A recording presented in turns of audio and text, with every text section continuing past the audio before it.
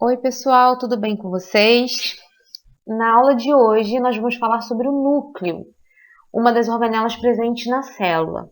Vocês podem acompanhar esse tema no capítulo 10 do livro de biologia, tá? Bom, vamos começar falando do núcleo, né? Lembrando que o núcleo é uma organela, a gente citou na aula passada algumas organelas que a gente encontra na célula. Entre aquelas organelas a gente encontra o núcleo. Então, o núcleo ele é característico dos eucariontes, somente os seres eucariontes contêm núcleo. Então, os animais, os vegetais, os fungos, os protozoários são organismos eucariontes, logo eles vão ter essa estrutura. Bom, no interior do núcleo nós encontramos o material genético, que é responsável pelo controle das atividades celulares. Quais são os componentes do núcleo? Em primeiro lugar, o núcleo contém um envelope nuclear ou carioteca, que é uma membrana dupla que separa o que tem dentro do núcleo do citoplasma, tá?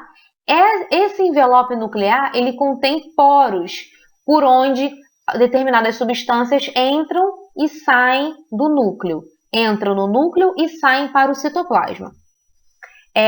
Além do envelope nuclear, o núcleo é constituído de cromatina, que são esses filamentos, que daqui a pouco, daqui a algumas aulas, vocês vão entender que a cromatina nada mais é do que a molécula de DNA. Ela tem esse nome porque ela se cora com muita facilidade no uso de corantes, de substâncias que a gente usa no laboratório para facilitar a visualização da célula, tá?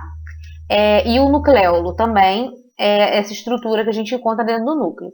Além da cromatina e do nucleolo, que a gente vai ver daqui por umas aulas que nada mais são do que material genético, dentro do núcleo a gente encontra um líquido que preenche esse espaço, chamado de nucleoplasma ou cariolinfa. Estrutura dos ácidos nucleicos. Em primeiro lugar, o que é um ácido nucleico? O ácido nucleico são as moléculas de DNA e RNA, tá? Algumas aulas atrás, a gente falou sobre as moléculas que a gente encontra nos seres vivos. A gente falou das proteínas, dos lipídios, os carboidratos, água, sais minerais. Lembra disso? Então, além dessas moléculas, a gente também encontra nos seres vivos os ácidos nucleicos, que são DNA e RNA. A gente vai falar melhor sobre essas moléculas agora, tá? Bom, o ácido nucleico, eles são moléculas, os ácidos nucleicos são moléculas com característica química ácida que foram identificadas inicialmente no núcleo. Então, por isso que eles têm esse nome, né? Ácido, porque ele tem essa natureza química, e nucleico, porque inicialmente elas foram encontradas no núcleo, mas hoje a gente já sabe que existem ácidos nucleicos em outras partes da célula. Por exemplo, a gente encontra DNA na mitocôndria, no caso das nossas células, e a gente também encontra DNA no cloroplasto, no caso das células vegetais, tá? RNA, a gente encontra RNA em outras partes da célula, no citoplasma. Bom, DNA e RNA são formados pela união de nucleotídeos. Cada nucleotídeo é formado pelo encadeamento de 3 tipos de substâncias: a base nitrogenada, uma pentose e um fosfato. Então vamos lá. O DNA e o RNA, eles formam polinucleotídeos. Daqui a pouco a gente vai falar melhor sobre isso, tá? Cada nucleotídeo, ele é formado por 3 substâncias. Uma base nitrogenada, que a gente pode encontrar algumas variações. A gente vai falar melhor sobre isso daqui a pouco. Uma pentose, que é um açúcar, tá? Com 5 carbonos. E um fosfato. Então, cada nucleotídeo contém essas 3 partes. Uma base nitrogenada, uma pentose e um fosfato. Uma molécula de DNA é um polinucleotídeo, então ela é formada pela ligação de vários nucleotídeos como esse. Uma molécula de RNA também é um polinucleotídeo. Ela então é formada por vários nucleotídeos como este, ligados uns aos outros. Daqui a pouco a gente vai ver como é que eles se ligam.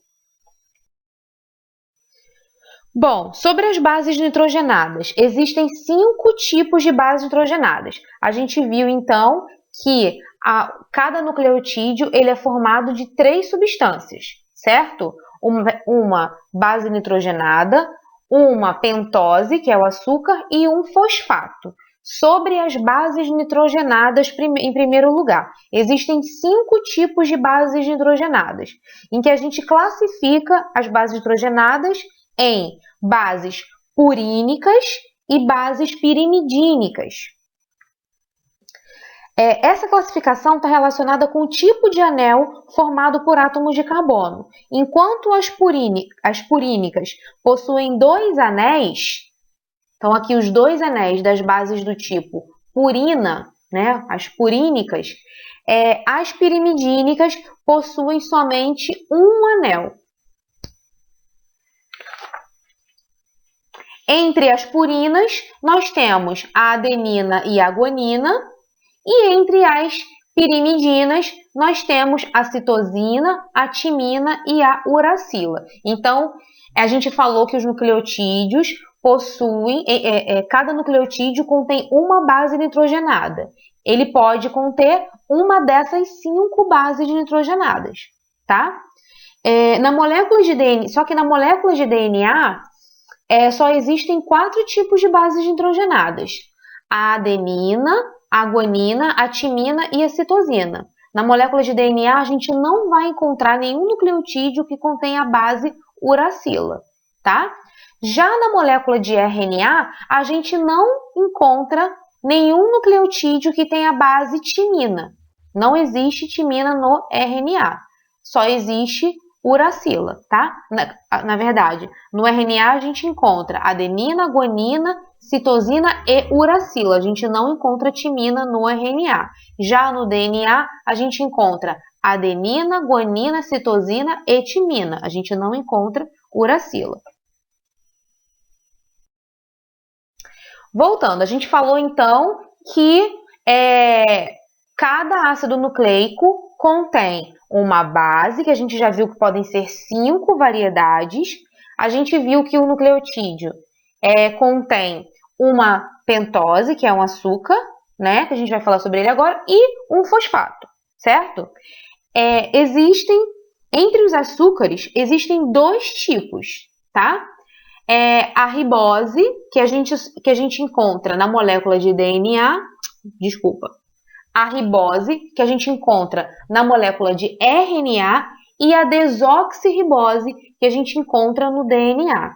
O DNA, inclusive, ele recebe esse nome por ter desoxirribose na sua cadeia, enquanto o RNA tem esse nome por conter ribose na sua cadeia. Então, o RNA é um ácido ribonucleico, enquanto o DNA é um ácido desoxirribonucleico, tá? Qual é a diferença do açúcar que a gente encontra no DNA do açúcar que a gente encontra no RNA, na molécula de RNA? Na molécula de DNA, no carbono número 2, a gente não encontra um grupamento OH como a gente encontra na ribose, tá vendo? Por isso que é desoxirribose, por não ter esse des, significa que não tem um oxigênio aqui ligado ao carbono número 2, como a gente encontra na ribose. Bom, vamos lá. Continuando a falar sobre a estrutura dos ácidos nucleicos. Nos ácidos nucleicos, os nucleotídeos estão sempre unidos entre si, formando longos filamentos, os polinucleotídeos. A ligação entre um nucleotídeo e outro é sempre entre fosfato de uma unidade e a pentose da unidade vizinha. Então, a gente falou que a molécula de DNA ou RNA, ela é formada de nucleotídeos.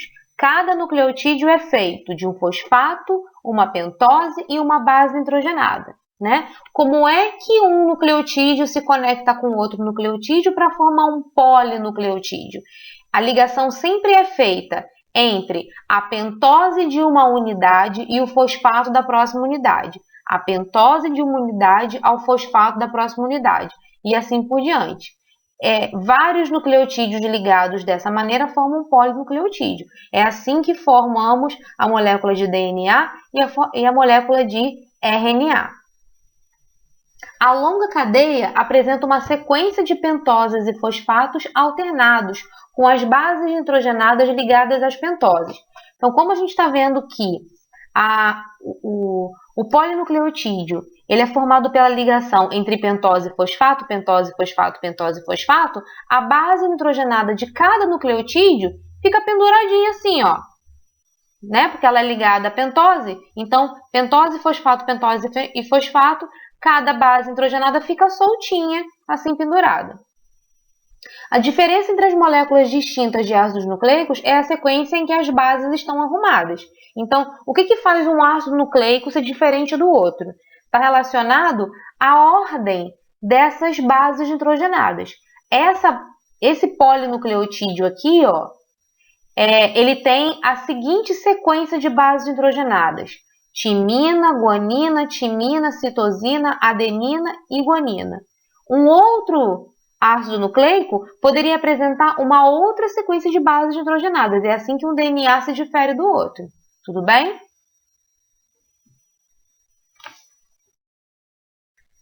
Bom, vamos agora falar sobre a tão famosa molécula de DNA. Antes da natureza química e da importância biológica, vamos passar rapidinho sobre a descoberta da molécula e alguns fatos bastante curiosos que envolvem essa molécula, a molécula de DNA. Bom, em 1865, um monge austríaco chamado Gregor Mendel, vocês vão ouvir falar muito sobre ele lá no terceiro ano, quando vocês tiverem aula de genética, né? Ele publicou resultados de seus experimentos com plantas de ervilhas, mostrando como as características dessas plantas eram transmitidas aos descendentes em formas de unidades. Ele chamou essas unidades de fatores hereditários. A primeira evidência de que o DNA seria o material hereditário foi observado por esse camaradinho aí chamado de Frederick Griffith, um médico britânico que, ao realizar experimentos em busca de um antibiótico contra uma pneumonia causada por bactéria, ele teve o seguinte resultado. Bom, o que o Griffith fez? Griffith estudava duas linhagens de bactéria que causavam pneumonia.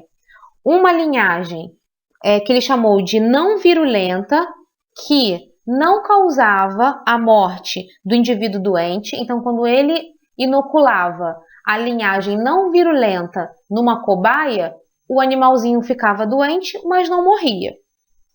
E uma linhagem virulenta que possui uma cápsula gelatinosa que causa a morte do indivíduo doente. Então, quando ele inoculava essa linhagem da bactéria na cobaia, o animalzinho ficava doente e morria. O que ele resolveu fazer? Ele resolveu, então, pegar bactérias virulentas dessa linhagem aqui, que tem essa cápsula gelatinosa e causava a morte da cobaia. Ele resolveu ferver. Primeiro ele ferveu e só depois ele inoculou nos ratos. Ele percebeu que não causava a morte das cobaias, dos animaizinhos. Ele então resolveu fazer uma outra etapa, né? Que foi pegar a linhagem virulenta fervida e misturar com a linhagem não virulenta viva e inocular isso numa cobaia. O que ele observou? Que quando ele inoculava essa mistura de linhagens virulentas fervidas, ou seja, mortas, com a linhagem não virulenta e inoculava isso na cobaia, isso provocava a morte da cobaia. Então, qual foi a conclusão dele? De que, de alguma forma, os restos das bactérias virulentas mortas converteram as bactérias não virulentas vivas em bactérias virulentas. E que em 1944, o bacteriologista Oswald Avery e seus colaboradores mostraram que era o DNA quem promovia a transformação das bactérias mostradas no experimento do Griffith. tá? Vários outros cientistas se interessaram pela molécula de DNA, mas somente em 1953 o estadunidense James Watson e o inglês Francis Crick elaboraram um modelo tridimensional que elucidava a estrutura química do DNA, as propriedades químicas e replicação dessa molécula. Em 1962, o prêmio Nobel foi dado à dupla, James Watson e Francis Crick. Bom, eu nem preciso dizer que ambos ficaram muito famosos com isso, né? Mas é aí que começa o bafafá. A descoberta de Watson e Crick foi fundamentada em estudos de difração de raio-x, uma técnica que consiste em bombardear uma estrutura cristalizada com raio-x e registrar o espectro formado pela difração dos raios-x devido à colisão com a molécula em estudo. Esses estudos foram a base fundamental da descoberta publicada por eles, porém não foram feitos nem por Watson nem por Crick, e sim por uma fisicista e cientista chamada Rosalind Franklin.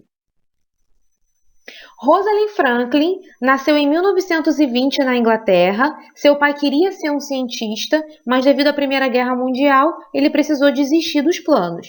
Quando a filha demonstrou as mesmas inclinações, seu pai tentou convencê-la do contrário, pois era uma carreira muito difícil para as mulheres. Apesar disso, em 1938, ela entrou na Universidade de Cambridge para estudar química. Apesar de excelente aluna e de ter ganho uma bolsa de estudos de pós-graduação, o laboratório não era um ambiente muito favorável para o trabalho de uma mulher. E por isso ela foi para Paris, no Laboratório Central de Estudos Químicos do Estado, onde começou a trabalhar com um cientista chamado Maurice Wilkins, em uma relação não muito agradável, em que ele a via simplesmente como uma assistente. Lá nesse laboratório, a Rosalind ela desenvolveu diversos estudos com difração de raio-x na molécula de DNA e obteve diversos dados. Ela apresentou esses dados em uma conferência no King's College, em Londres, na qual estava presente o Watson, o James Watson. 6 dias depois da palestra dela, ele apresentou um modelo com uma tripla hélice e comentou com Crick sobre os resultados obtidos por ela, mas ele admitiu não ter prestado muita atenção no que ela falava. Aí ele resolveu então procurar Wilkins, que era quem trabalhava com ela no laboratório, e ela não tinha uma relação muito amigável. Ele, sem autorização dela, mostrou os resultados do experimento. E aí, em 1953, Watson e Crick publicaram na Nature, uma revista científica extremamente importante, uma das mais importantes do mundo, a descoberta correta da estrutura do DNA. Tenso, né? Muito tenso. Outro fato curioso é que James Watson foi punido no ano passado, em 2019, pelo laboratório que foi o local onde ele liderou suas pesquisas.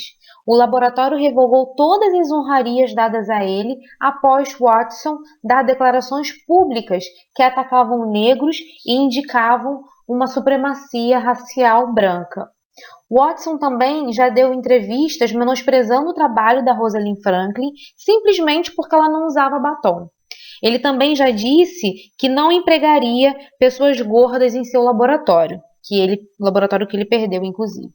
Por tudo isso, pessoal, é extremamente importante a valorização de pessoas fora do padrão homem, branco, hétero. A história nos mostra o quanto foi penoso para mulheres, para negros e pessoas com outras características fora desse padrão conquistarem espaço. Por tudo isso que a gente insiste, que a gente deve insistir e valorizar medidas afirmativas, permitindo com que pessoas que não apresentam esse padrão possam conquistar espaço e, né, no futuro a gente possa ter uma história científica com muito mais diversidade. A gente acabou de ver que existiram sim mulheres cientistas tentando publicar e produzir ciência produzir ciência de extrema importância. Só que elas não tinham o mesmo mérito, né, que os homens brancos tinham. Bom, uma vez passada a raiva, né, vamos ver como é que é a estrutura da molécula de DNA. Bem, o modelo da molécula de DNA elaborado pelos cientistas, né, que compartilharam ali, como dizem as más línguas, os experimentos alheios de mulheres, porque naquela época as mulheres não tinham muita vez, e a gente está mudando isso, se tudo der certo. Esse modelo ficou conhecido como dupla hélice, modelo da dupla hélice. Segundo esse modelo, a molécula de DNA ela é composta por duas cadeias de fitas de polinucleotídeos ligadas uma a outra por pontes de hidrogênio, tá? Entre as bases nitrogenadas. Elas estão torcidas, formando uma dupla hélice e emparelhadas em sentidos opostos. Bom, então vamos lá. Então, esse modelo que foi elaborado por eles é chamado de dupla hélice, porque a molécula de DNA ela é então feita de duas fitas, são dois polinucleotídeos, como a gente acabou de ver como é que se forma o polinucleotídeo. Um nucleotídeo ligado ao outro, sempre a pentose ligada ao fosfato, pentose ligada ao fosfato e a base nitrogenada ela fica penduradinha, assim, né? Então, uma fita, outra fita. Uma fita se liga à outra entre as bases nitrogenadas das fitas. Então, essa base nitrogenada pertence a essa base nitrogenada pertence a essa outra fita. E uma, se liga à outra. Tudo bem? E a molécula de DNA, ela é torcida, tá? Essa hélice dupla, ela é levemente torcida. As fitas elas estão emparelhadas em sentidos opostos. Se na extremidade de uma das fitas a gente tem uma pentose, na outra fita, consequentemente, a gente vai ter um fosfato. Então, é como se essa fita estivesse em pé e essa estivesse de cabeça para baixo, tá? É como se a molécula de DNA fosse uma escada caracol, onde o corrimão seria a sequência de pentoses e fosfatos e os degraus fossem as bases nitrogenadas, tá? As bases das duas fitas estão unidas por ligações de hidrogênio. É isso que mantém as duas fitas unidas.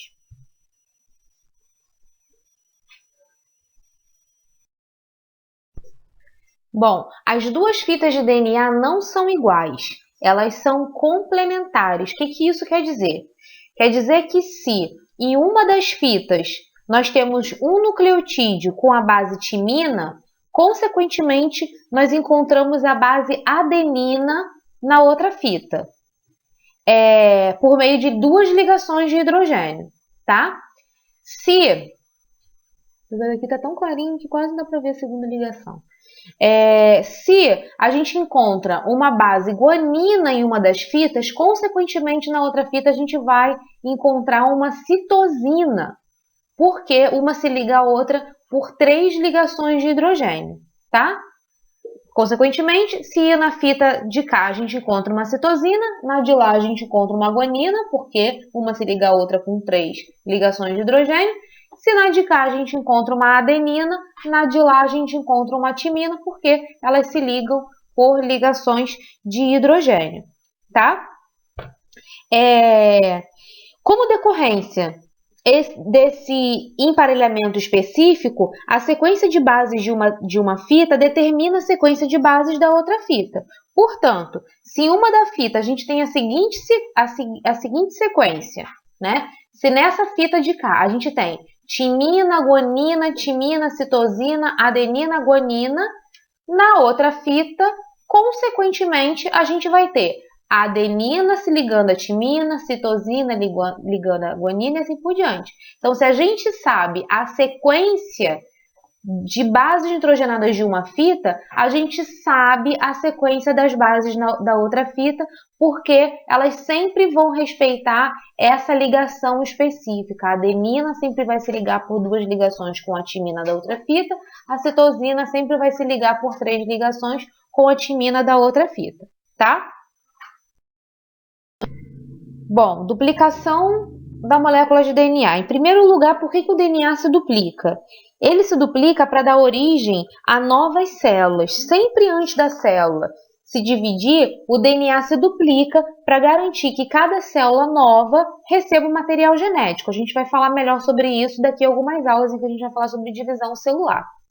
Antes de se duplicar, enzimas promovem o desenrolamento das duas hélices e quebram as ligações de hidrogênio. Então, algumas enzimas participam do processo de desenrolar a molécula de DNA e de manter as duas fitas afastadas, tá?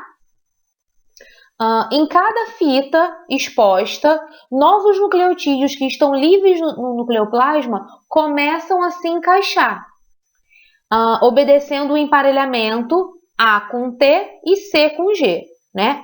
Adenina com timina, citosina com guanina. Então, se na fita original tem uma adenina, o nucleotídeo que tem a base nitrogenada de timina vai vir e vai se encaixar. Se na fita original tiver uma citosina, um nucleotídeo que está ali solto no nucleoplasma, que tem uma base guanina, vai vir e vai se ligar. A união entre os nucleotídeos novos é feita com a ajuda de enzimas chamadas de DNA polimerases, que são essas que estão representadinhas aqui por amarelo. Essas daqui são as que desenrolam a dupla fita e mantêm ela aberta, com as duas fitas abertas. Vem as DNA polimerases e são elas que são responsáveis, que ajudam os nucleotídeos a se encaixarem na fita original, tá? Além de ajudar nesse encaixe, com a base certa, ela retira aqueles que se encaixaram errado. Então, se por acaso vier um nucleotídeo, uma citosina, né, que está ali solto no nucleoplasma, e se encaixa numa adenina da fita original, ela percebe o erro e ela vai lá e retira o que está errado, tá? Cada fio orienta a formação do outro, que lhe é complementar. Portanto, a fita nova fica igual à antiga. Como cada molécula filha de DNA é formada por uma fita antiga e uma fita nova, que veio por uma fita antiga que veio do DNA original e uma fita nova, dizemos que a duplicação ela é semi-conservativa.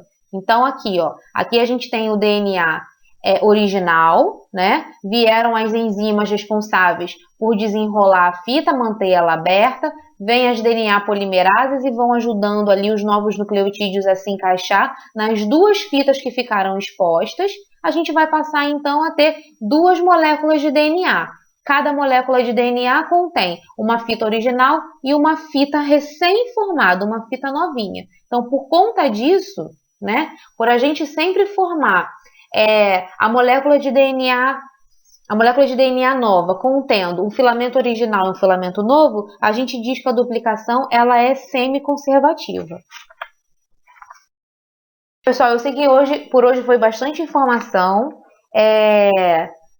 Façam um exercício, é extremamente importante que vocês façam esse exercício para vocês irem absorvendo esses termos novos, porque tiveram vários novos termos. Eu tentei simplificar ao máximo, demorei bastante para preparar essa aula, para conseguir dar as informações bem mastigadinhas para vocês. Se vocês puderem, deem uma olhadinha no capítulo 10 do livro, tem só metade desse conteúdo. Só metade desse conteúdo que está nessa aula eu quis separar para não ficar uma aula tão longa com tanta informação. Mas é importante vocês darem uma lidinha no livro também e fazerem o exercício direitinho, tá bom? Uma boa semana. A gente se fala de novo na semana que vem. Se cuida, tá bom? Se protejam, fiquem em casa, porque esse vírus está circulando por aí, está cada vez mais perto. Um beijo, tchau, tchau.